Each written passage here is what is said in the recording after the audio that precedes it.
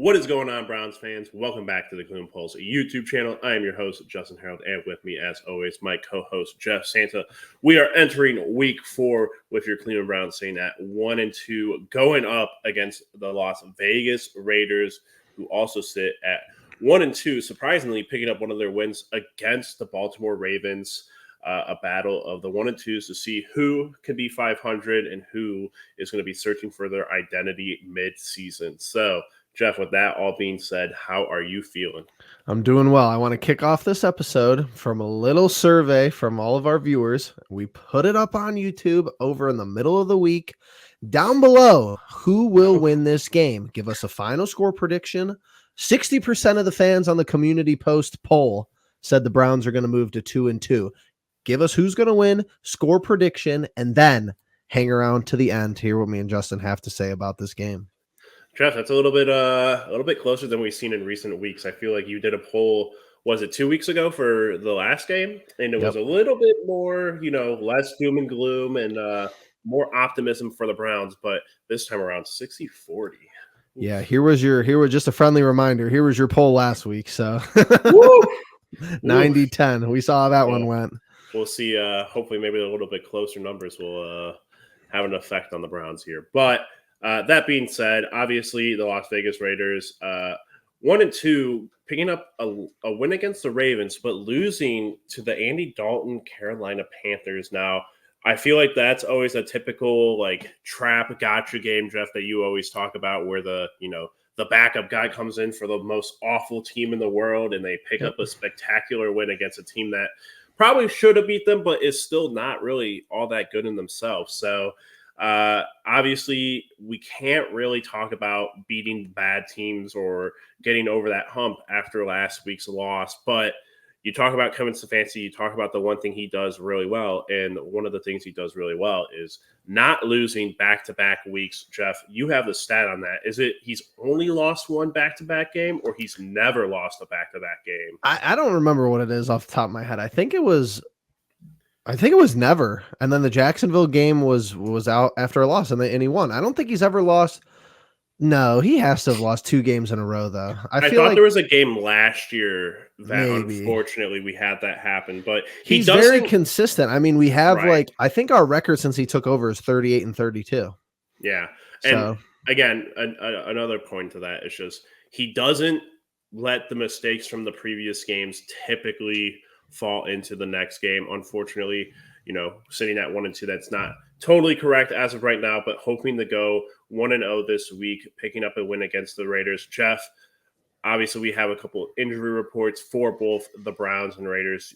Let's jump over to that. Obviously, Mary Kay with the Browns ruled out for the Raiders game. Jed Wills, Jack Conklin, David Njoku, Pierre Strong Jr.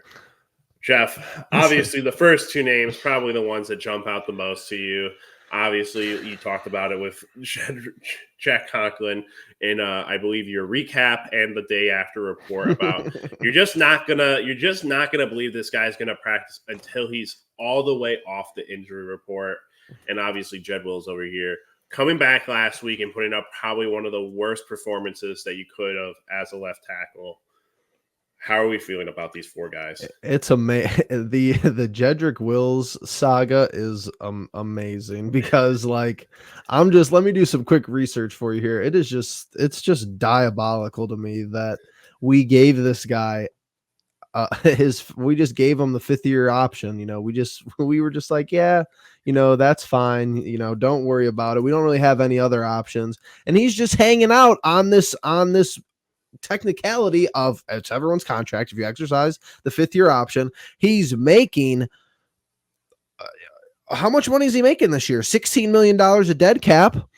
So it's absolutely ridiculous. How many snaps has he taken this year? How many snaps did he take last week? Who knows? None of them that counted for anything good. I'd say it's just hilarious. And Conklin, old, and Njoku.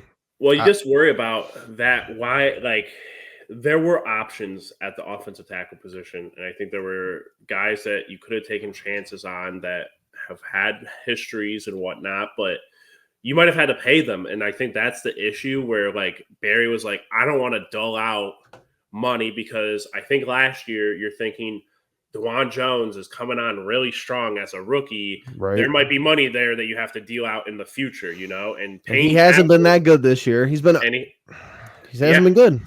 And you can say that about the entire offensive line. I mean, Correct.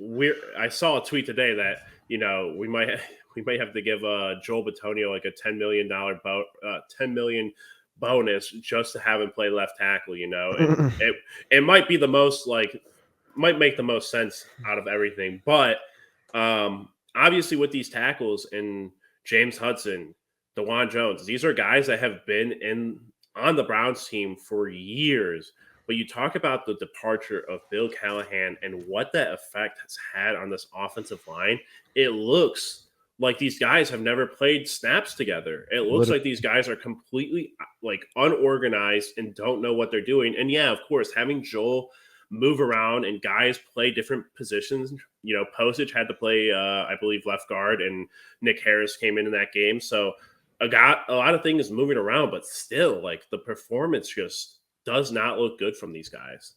And honestly, there has been just no schedule all year long, even in the Jacksonville game. It's not like that there's been that many drives, maybe one drive, maybe the first drive in the Jacksonville game week 2, where it felt like, okay, we're in a rhythm here. We have a good balance of plays. The blocking is good for both running and passing situations. We just haven't seen that. So what kills me though is that if I was a light conspiracy theorist, my assessment of this current situation is that, like I said, this is the total conspiracy off the wall. If I'm looking at how this offseason has been operated and the first couple of weeks of the year, it almost feels like Andrew Berry, and I'll even include the Haslams in this equation as well, obviously. It almost feels like they just don't really think that Stefanski's normal way of operating is good enough to win you games in the playoffs and take you deep. Think about everything that Stefanski has had success with the majority of his career. Good offensive line play, good running back play to great to elite, 2 tight end sets. We have none of that this year. And the Njoku injury obviously threw a wrinkle into it. But they didn't go out and get they have Akins. I guess he's an okay backup. But it's not like some of these other previous year rosters where you were keeping 3 competent tight ends on the 53. Well, you missed a Harrison Bryant. What happened to that guy? Why couldn't you rotate a guy like that? He wasn't good. I mean, he wasn't good last year.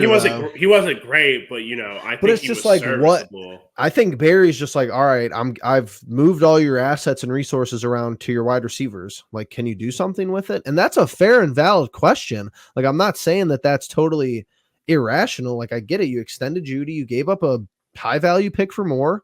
You gave Amari Cooper more money this year, and you gave Njoku, a serviceable size contract to basically be a wide receiver 4. I mean, a tight end kind of, but yeah, I mean, he's a pass catcher. So what are you going to do about it, Stefanski? You're going to come out and look like ass again in week 4? Like, I don't know what else to say at this point. Yeah, he did say earlier this week that he will make sure that the offensive line issue is not one this upcoming week. Like, it took you 3 weeks to figure that out, though? Right. Jeff, you talked about the run game not really getting started, and the 2 losses, 18 and 19 rushes total, respectively. In the win, 29 rushes total. Yep.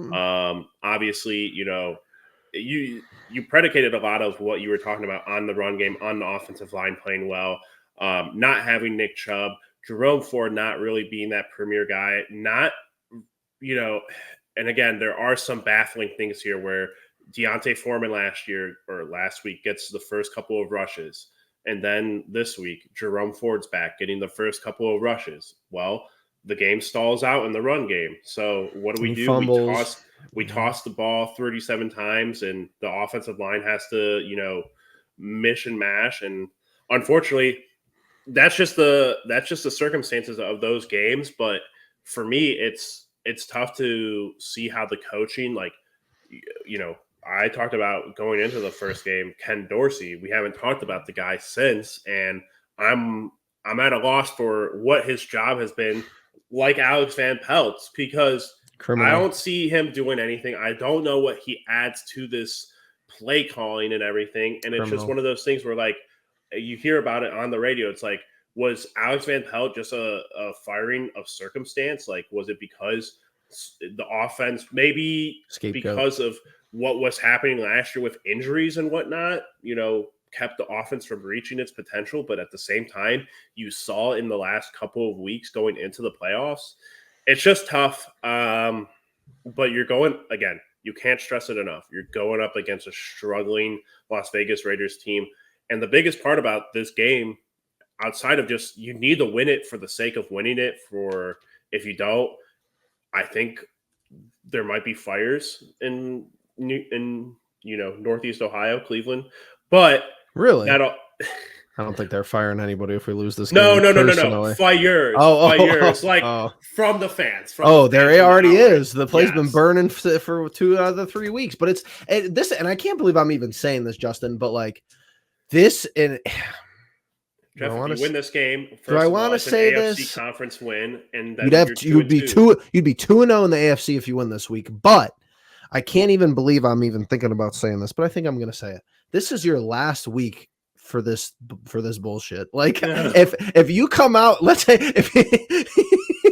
even if you, I'm sick of it. Like I'm already fed up, and we're not even in week 4. If you come out and even you win, and it looks like trash again, I don't know what you have to do. You have to look at yourself in the mirror and say, all right, Watson is not that guy. I'm giving him 4 weeks. And I get it. Oh, missed the preseason, this and that, coming off injury. Don't care. Don't give a rip. If you have to hand the ball off for 2.5 yards a carry for 3 straight downs, that's more yards than we're getting on a lot of drives already this year. 7.5 yards. And then maybe you could go for it on 4th. You might even, if you get 2.5 yards on 4 straight plays, that would be 10 yards if my math is adding up there. Maybe it's not. I wasn't a math major in school, but it's just quick, simple math. You have to figure it out. You have to decide if you want to run the ball or not.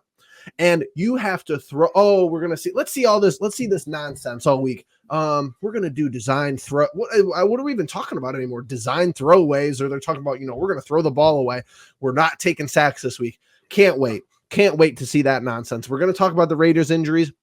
Fine. Establish a game plan and go from there. Are you going to score in the mid-20s? Or are you just going to hang out and be like, oh, let's hope that 18, 19 points is good enough to win a game?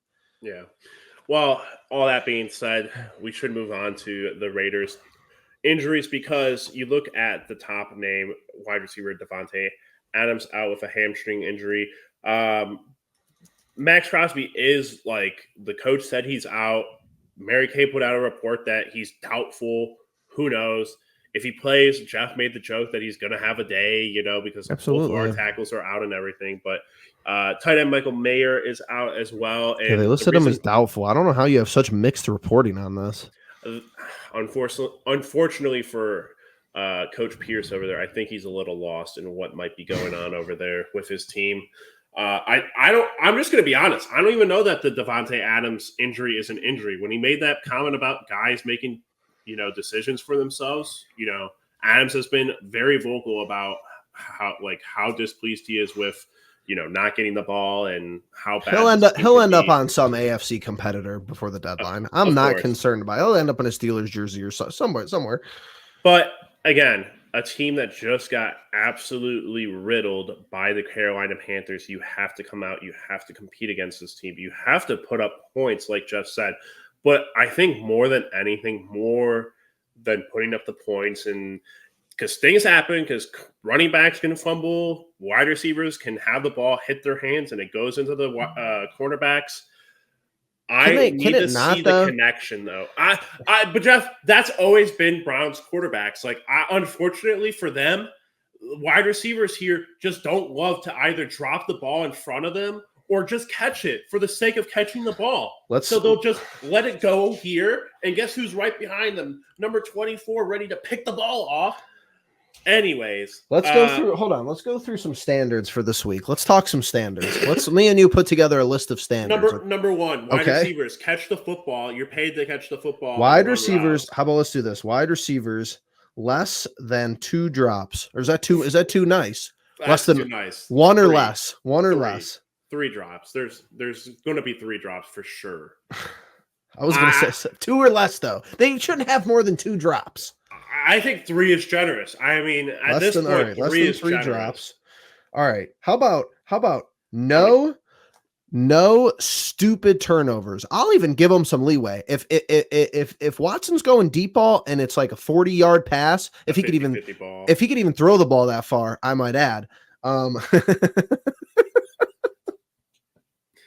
Then I don't care if it's basically like a punt in technicality and you're taking a deep shot. That'll be more exciting than his ass being sacked 100 times. Right. So no stupid turnovers. What else do we want? No more than 10 penalties, for Christ's sake. I was gonna say like 5 to be like honest 8. with you. Let's go 8. Let's meet in the middle of 8. How many did they have last week? Didn't they have a ton? Let's do like. Didn't they have double digits? Haven't they had double digits in like the last? Let's do games? 7. Let's do 7. No more than 7 penalties, and that's like crazy that's even the number. 7 penalties. I mean we're giving them 2 a quarter. If you can't figure that out, we're giving you 1 on each side of the ball a quarter. And I'm going to be honest. You know what I want to? I'm adding a little caveat to that expectation. No more than 7 penalties. Open parentheses. Myles Garrett, no offside. I don't want to see it. I'm so sick of it. No wonder he's defensive player of the. No wonder he's DPOY. Don't play if you have the bum ankle. If you want to sit, you could sit, bro. What other week are you going to be able to sit? And yes, I know he'll sit and we'll lose this week. I get it. I've been here before. But like, dude, you have the best pass rush. You have the best PFF grade and the best pass rush win rate. Why do you need, dude? He had like 3 last week. At some point, you better have as many turnovers generated as you have offsides, bro. Yeah. Is that 3 for us as of right now? Myles Garrett, yeah, that's 3. What else do we have? Stefanski, like, are you going to run the ball like 20 runs minimum? I don't know. I don't even know that's one. I think the 3 that we have are pretty like substantial. Watson don't suck. Do I have to even put that? Come on. We're getting out of hand now. Does he get let me ask you a serious question. Do you think, is there any part of your thought line he gets a bump because we're in a dome?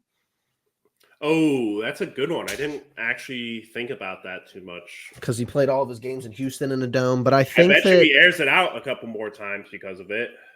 I mean, that's the only thing I'd think of, but we just have not seen that from him, where he just uncorks it 5 times even. Like 5 times in a game, is that too much to ask for 20 plus yards worth of air yards? No, that's perfect. That's perfect. And again, but unfortunately, when your guys just drop slants and don't even make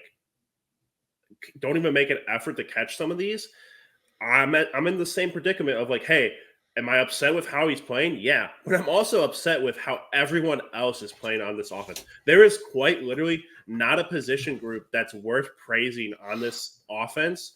And nope. you can maybe give sympathy to Joel Bitonio for being like the only guy who comes in every week and plays as hard as he can and gives everything that he has on that offense. But everyone else, like, it's doubtful. Like Pocic, maybe, sure, whatever, and a couple other guys, but at the end of the day, this offense is awful. There's nothing good to talk about. And trying to give them a little bit of praise is like shooting myself in the foot, because knowing this now, Joel Bitonio is going to have like Max Crosby come back on him and be like, yeah, your first day at left tackle, starting all day. Welcome to hell, buddy. So here's our little recap before we get into game predictions. Browns week 4 expectations. Number 1. Wide receivers less than 3 drops. I'm going to tweet this out too. This will be good. Number 2, no stupid turnovers. Emphasis on stupid. Number 3, no more than 7 penalties. Myles Garrett offside. Number 4, 5+ passes of 20 air yards or more. Sound good? How many of those do you realistically think we hit on? I say 2.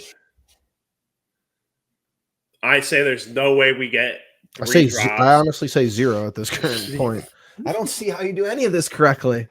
3 drops, maybe. I guess if Stefanski comes out and just tries to run the ball 25 times and we only throw the ball 25 times, maybe we won't have more than 3 drops. The 7 penalties, I don't see how the offensive line. We used to have a fullback Like we used to run the Nick football Harris with a football, like a fullback in the backfield regularly. And I'm glad you said this because I'm at the point where, all right, guaranteed, schmeranteed, 230, big birdie. If Watson comes out and can't throw the ball, I'm going, if I'm Stefanski, I'm going deep into my bag of just called quarterback runs. Just let him run the ball. Well, though. Yeah, who cares? It was part of his game. Like, I don't understand why. Like, he's like, 29. Hey. He's older. He's less athletic. I can't believe I actually can't believe I'm saying this because like this is just how it goes. But like, if he gets lit up, and we never wish we don't want bad things to happen to people. That's just the reality of the situation. I'm not saying like, oh, if he gets injured, it's not going to matter.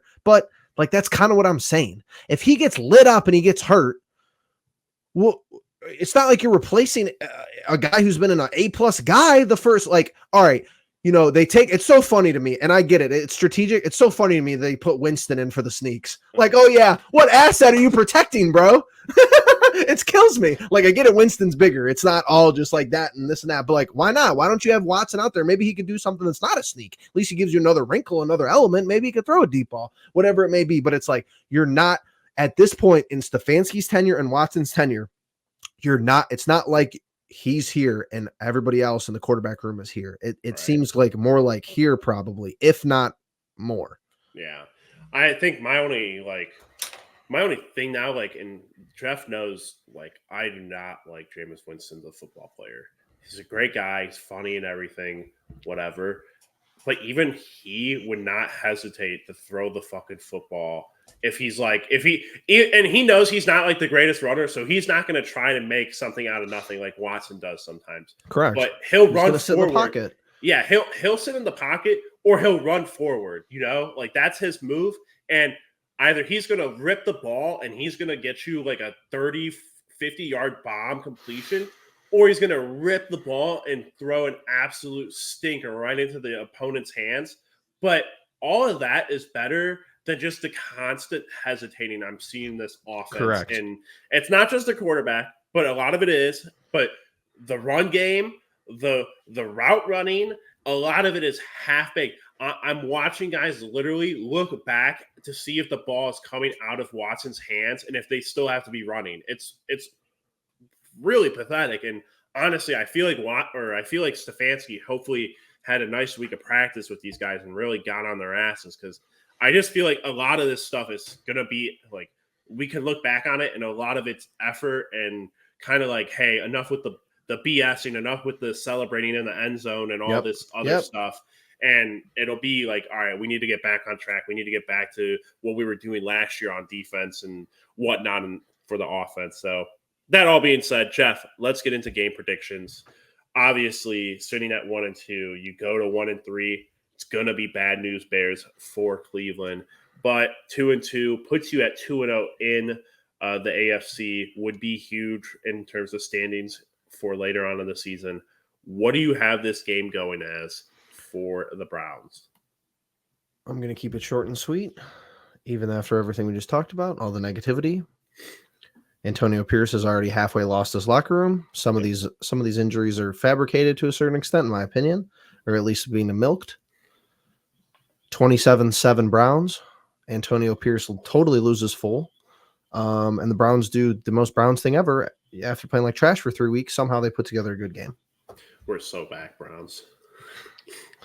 And if I'm wrong, I'm done with predictions for the rest of the year because the season will be over if we lose. I'm going 28-10. I think you've got to have a coming out party in terms of this offense. You got to score more than 20 points. You've got to hold this team to less than a touchdown or less than a touchdown and a field goal, because if Brock Bowers, because he's the only guy at this point that I know of outside of Jacoby Myers that I think could put on a show against this team, if he comes out and has 100 yards and 2 touchdowns, I'm going to be livid. I'm going to have words. But I think 28-10 is the way to go. I think the Browns pull it out, move to 2-2. The sky isn't falling, and not everyone is spitting vitriol and whatnot. So hopefully moving on to 2-2. Jeff, anything else before we wrap this one up? At week 5, Commanders. At the Commanders week 5. At the Eagles week 6. Got to get the dub. that all being said, thank you all for making it through to the end of this video. Please make sure that you guys are liking, subscribing, hitting the bell notification, and commenting. What do you guys think is going to be the keys to this game? What did you guys think of our keys to this game? The expectations that we are going to be holding this team to and bringing to Kevin's attention. Should get into the conference room, Jeff, show him those points right before the game. But that all being said, everyone, thank you for catching us, and we'll see you in the next one. Peace.